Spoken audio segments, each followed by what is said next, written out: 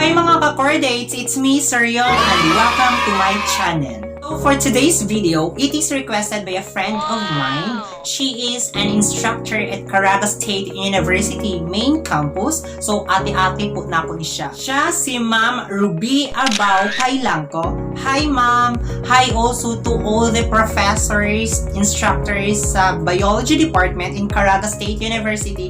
Hi po sa inyo lahat! Congratulations to kay Center of Development in Biology na ang Caraga State University and also Level 3 of AACC UP accreditation status na ang Department of Biology. Kudos sa inyo. Congratulations. Yay! So, she requested the topic Parasitology. Kulbaan si Sir Yong. Diyos ko Lord. Kay katong college pa ko, electives mangguna na mga Parasitology. So, na-closean ko, slot anak, kay tungod lang. Hindi biyata zato, zain. Nagsalig biyata sa kwarta niya. Way pag-enroll. Diyos ko. Sa na lang. So, na-closean ko ana. So, instead of Parasitology, ako na lang ikuha na electives is Marine Biology. Which is, nindot na po siya.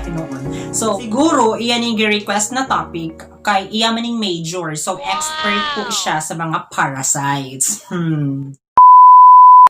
Shout out to Aldrin, Clariza, and Melanie. Shout out also to Miss Lelebeth or Miss Heart. Hi po. And also, shout out to Sir Maki Gakang. Hi.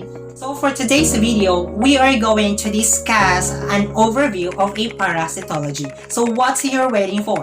Get your notebook and try to learn something.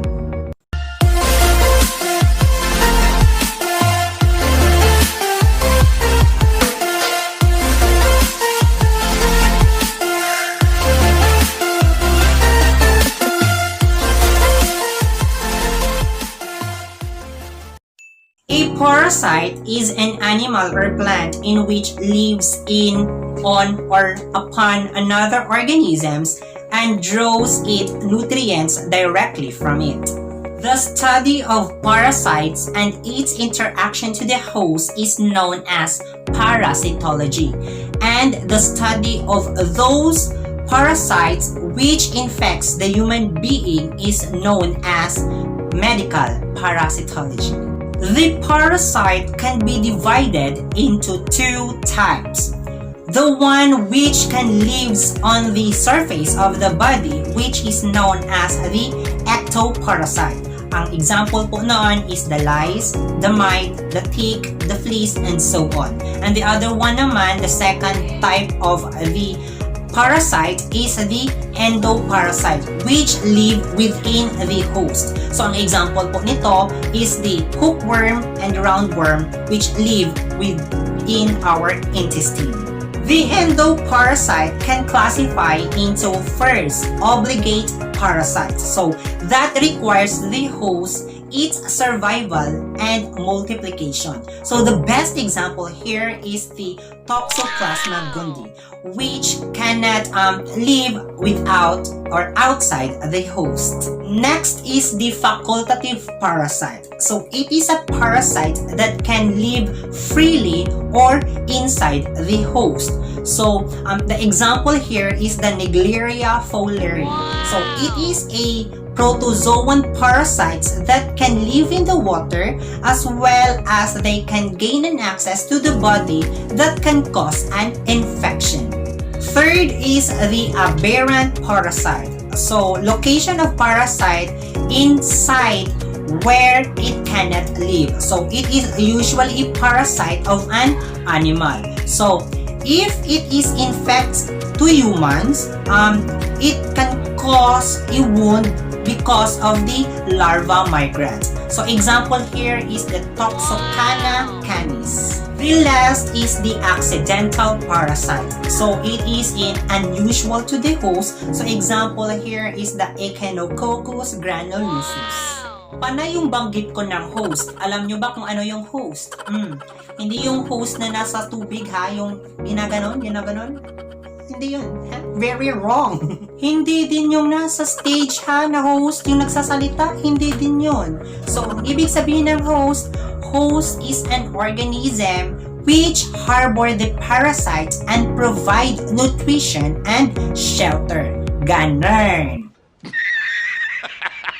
So, pag-usapan natin ngayon ang host. So, there are two types of a host, the definite host and the intermediate host. But remember guys, hindi lang po ito ang dalawa ang pagbabasihan po natin sa host. So, meron pa pong ibang category sa host. Definite host, so it is a host which harbor the adult parasite.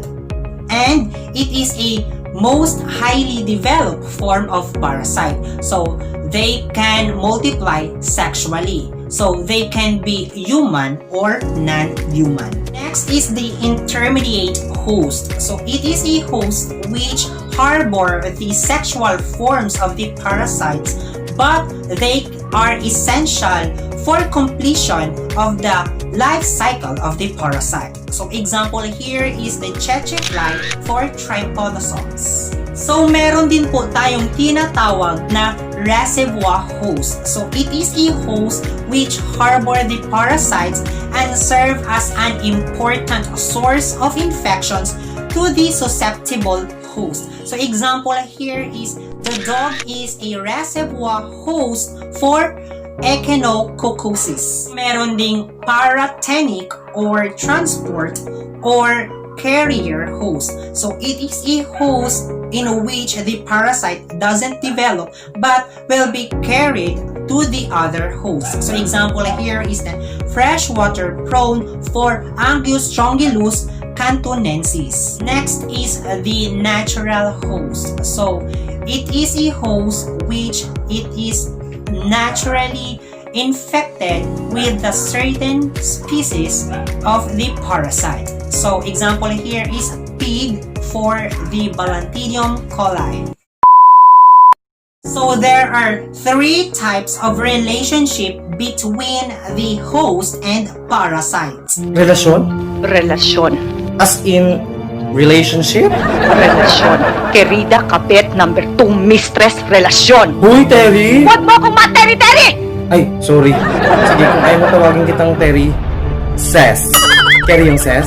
So the first relationship is symbiosis. So both dependent to each other, can't live without each other, and no harm caused. Second is commensalism. So parasite derives benefit without causing any injury to the host. The last relationship is parasitism. Parasites derives benefits and the host suffers from some injury caused by the parasite. So there are various sources from which human being can acquire the parasitic infection. First is the soil. So makuha po dyan ang hookworm. Second is the water. So makuha po dyan yung cyst of the protozoan. Tapos third is food. Most especially the beef and the pork. So makukuha po dyan ang Taenia saginata and the Taenia solium. Tapos the fourth is the insect vectors. So makukuha po dyan ang mosquito which can cause malaria. Tapos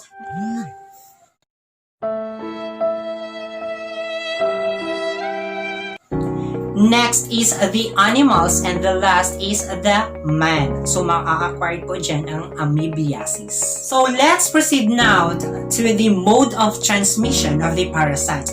The first is the oral route. So this is the most common route for the transmission of the parasite. So the person can ingest food, water, and vegetables contaminated with feces. Tapos, ingestion of raw and uncooked meat, ingestion of raw and undercooked fish and crab, ingestion of raw or undercooked water plant, and ingestion of intermediate host. So, hindi lang po through mouth ma-transmit po yung parasite. So, pwede din po siyang penetration of the skin and the mucous membrane. So, example here is the penetration of the filariform larvae of the hookworm. So, meron ding inoculation by an arthropod vector. So, example here is the Anopheles mosquito na nagkukos ng malaria. Tapos, pwede din po siya ma-transmit through sexual contacts. So the common example here is the Trichomonas vaginalis. Now, let's briefly see how the parasites will complete the life cycle. A life cycle is a process of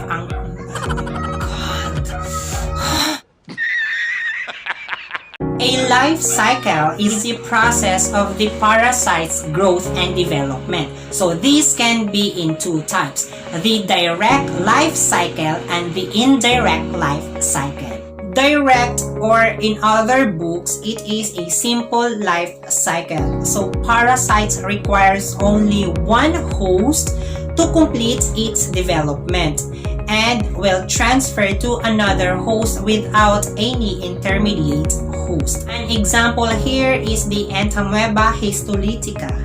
Ang indirect naman, or in other books, it is a complex life cycle.